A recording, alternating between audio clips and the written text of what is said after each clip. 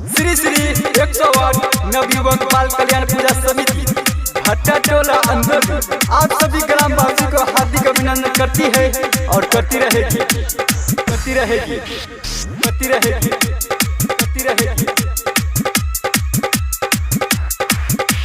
सुनू यो भैया सुनू ये भौजी सुहा के लगनमा, सुनू यो भैया सुनू ये भौजी पूजा के चंदा पठाई दियो ये डीजे लगा के ये स्टेज बना के सब छौरा के नटुआ बनाई देबे, सब छौरा के नटुआ बनाई देबे। रे बउओ कन डीजे बंद कर त आ कनी बढ़िया बढ़िया गाना बजाल कर। ई कौन गाना सब बजबै छ तल्ला सुन।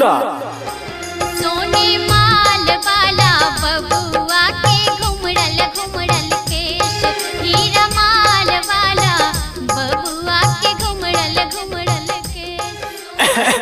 रे बुआ ई गाना सब सुन कर ही लागे छौका उया गाना सब बजा। सब छौरा के नटुआ बनाई देबे, सब छौरा के नटुआ बनाई देबे।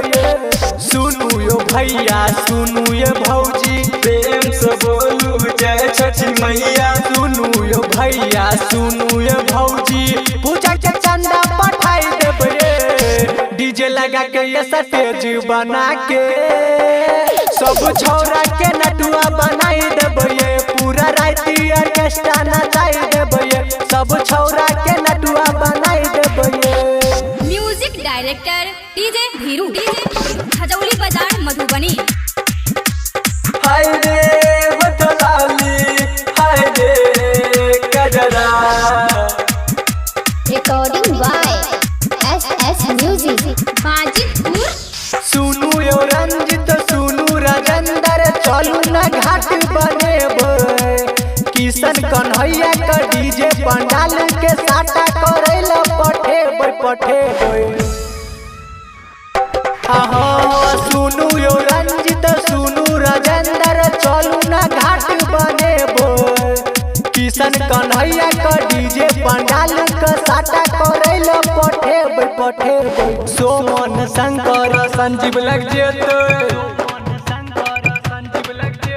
सोमन शंकर संजीव लग जेते, मूर्ति का बेना धराई एते, डीजे लगा के ये स्टेज बना को सब छौरा के नटुआ बनाई देते, पूरा राती ऑर्केस्ट्रा नचाई देते, सब छौरा के नटुआ बनाई देते।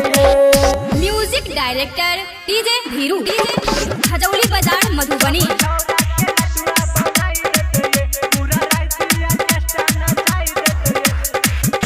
Recording by S music Bajitpur.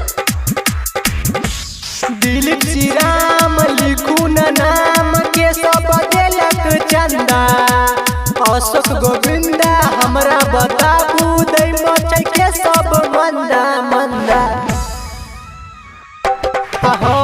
Dilip Shri Ram लिखू न नाम के सब देलक चंदा, अशोक गोविंदा हमरा बताबू दै मचै के सब मंदा मंदा। संजय गोपाल सजावट लो आबू,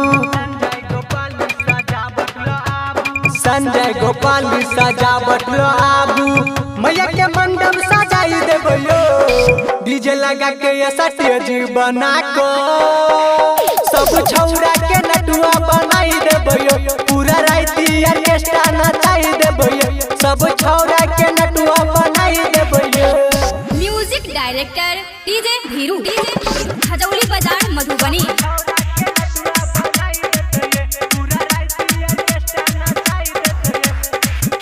recording by S music Bajitpur.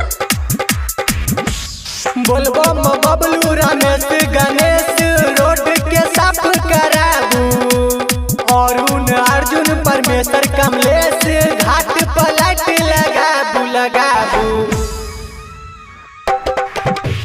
Bolbam Bablu Ramesh Ganesh road के साफ कराबू, अरुण अर्जुन परमेश्वर कमलेश घाट पर लाइट लगाबू लगाबू। राइटर रोशन से गाना लिखा के